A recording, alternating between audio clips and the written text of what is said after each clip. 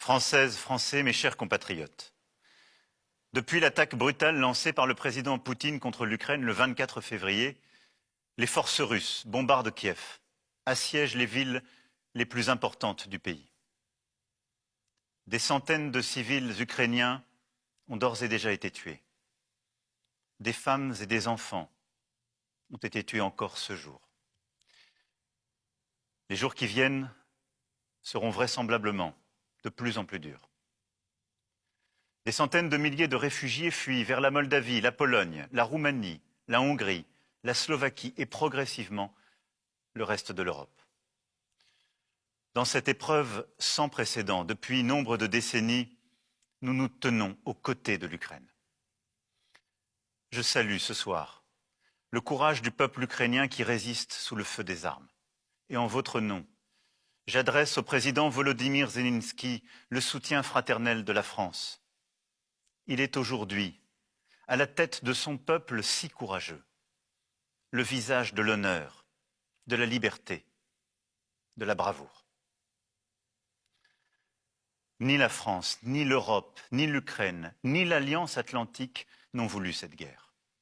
Nous avons au contraire tout fait pour l'éviter. Vous le savez, j'ai depuis 2017 conduit un dialogue exigeant et constant avec le président Poutine. Et face à l'aggravation des tensions, je me suis rendu à Moscou, puis à Kiev, les 7 et 8 février derniers, pour rechercher des alternatives à un conflit armé. Plusieurs autres dirigeants européens ont d'ailleurs accompagné cet effort. Le président des États-Unis d'Amérique a manifesté quant à lui sa disponibilité pour négocier, après avoir rencontré physiquement le président Poutine en juin 2021 à Genève. C'est donc bien seul et de manière délibérée que, reniant un à un les engagements pris devant la communauté des nations, le président Poutine a choisi la guerre. Cette guerre n'est pas un conflit entre l'OTAN et l'Occident d'une part et la Russie d'autre part, comme certains peuvent l'écrire.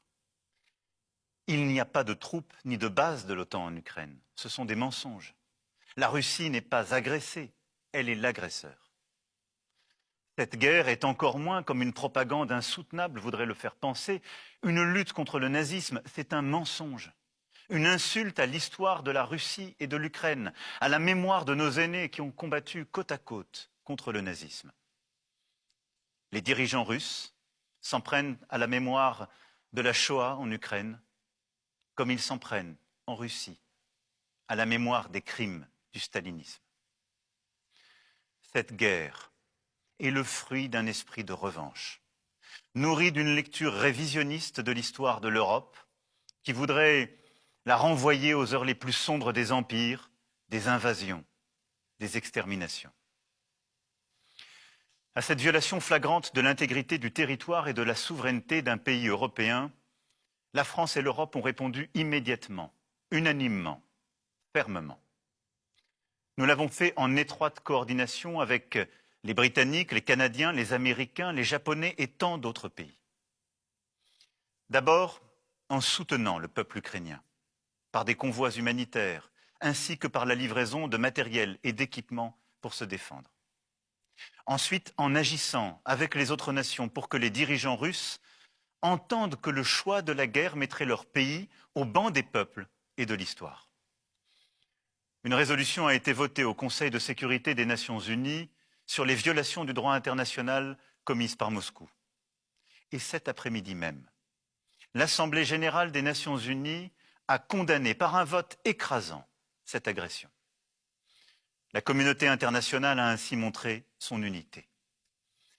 Les équipes sportives de Russie ont été exclues des grandes compétitions internationales et nombre de grands événements sportifs et culturels ont été annulés. Nous continuons et continuerons un travail acharné afin de conduire sur tous les continents les nations à condamner l'invasion, à exiger le cessez-le-feu et le respect des opérations humanitaires sur le sol ukrainien. Nous avons pris, de manière rapide et proportionnée, des sanctions à l'égard de la Russie et de ses dirigeants. Les avoirs de plusieurs centaines de personnalités russes proches du pouvoir ont ainsi été gelés.